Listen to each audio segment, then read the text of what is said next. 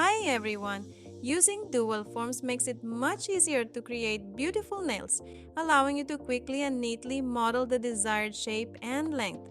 However, lack of experience or not knowing the technique often leads to the opposite result. Nails turn out flat or thick with cracks and don't last even a week.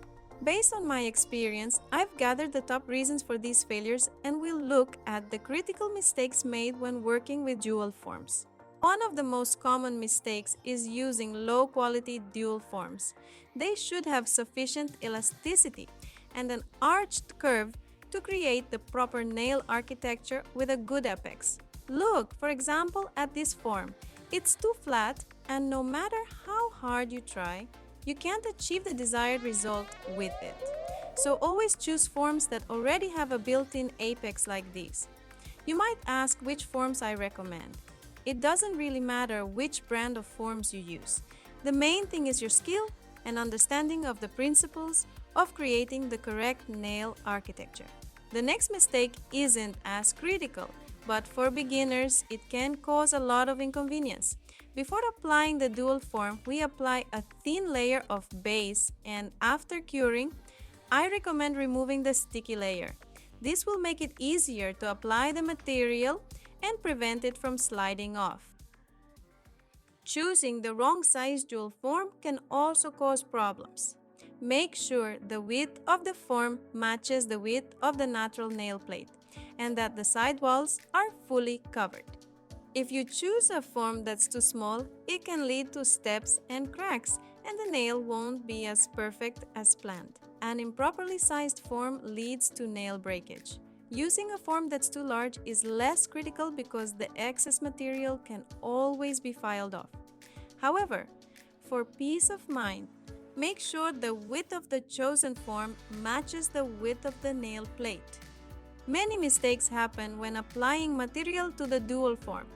It's important to understand that this is essentially a reverse modeling process, so you shouldn't apply too much material, especially in the cuticle area and along the sidewalls.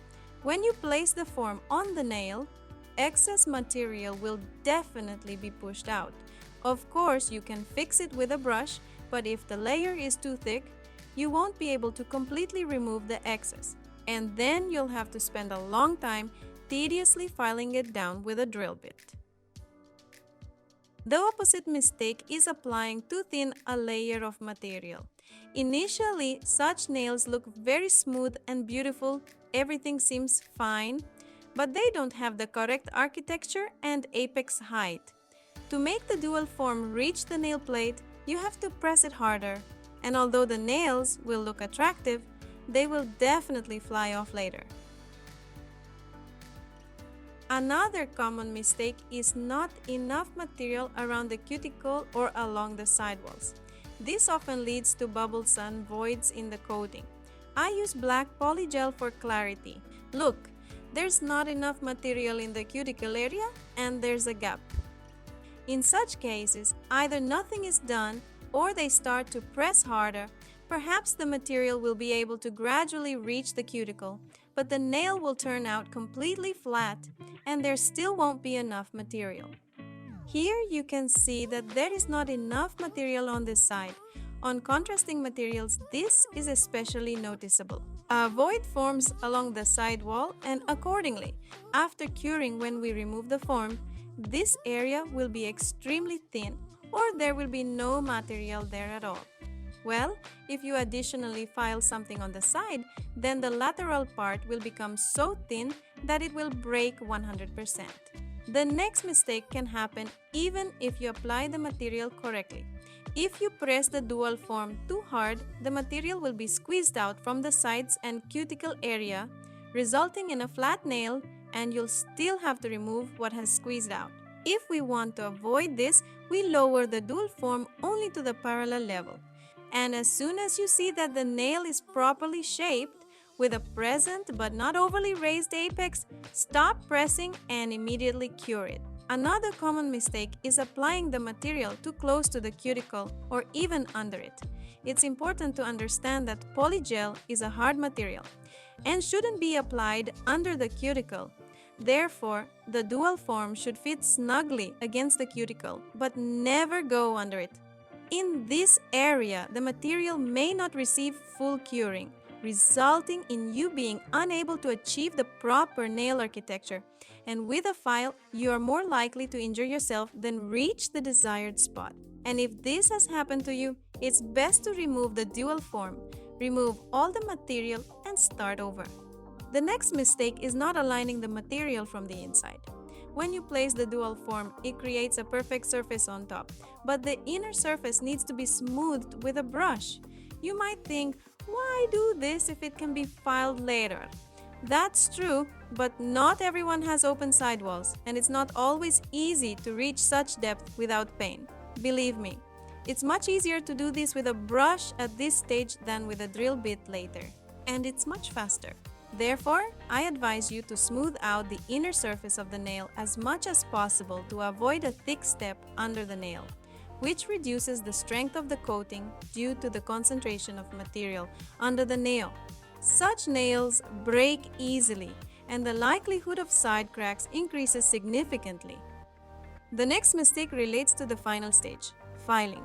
With correct work using dual forms, there's usually nothing to file except when certain mistakes were made, such as material spilling under the cuticle.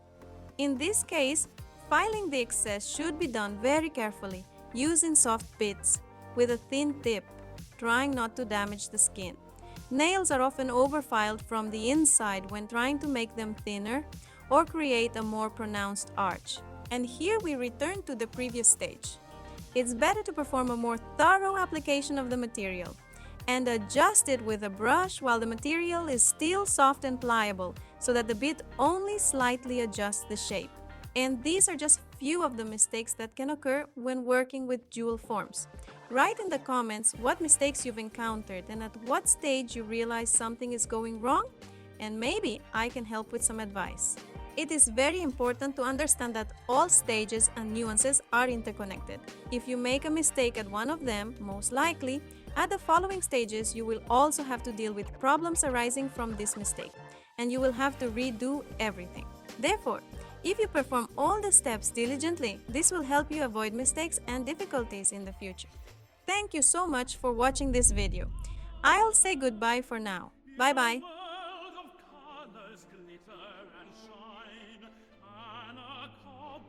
Magic line by line, with a brush in hand, she transforms the day in her manicure videos. She shows